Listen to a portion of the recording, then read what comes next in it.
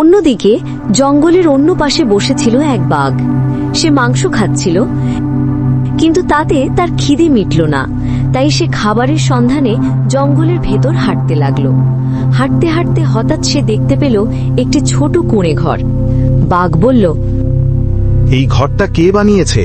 এত গভীর জঙ্গলে মানুষ তো আসে না। সে ধীরে ধীরে এগিয়ে গেল, কিন্তু ভিতরে কাউকে পেল না। তারপর চোখে পড়ল পাশের হাঁসের খামার। বাঘের মুখে পানি এসে গেল। সে ভাবল, একটা হাঁস খেয়ে নিলে তো কেউ বুঝবে না। তাই সে চুপি চুপি খামারে ঢুকে একটা হাঁস খেয়ে নিল এবং চুপি চুপি চলে গেল।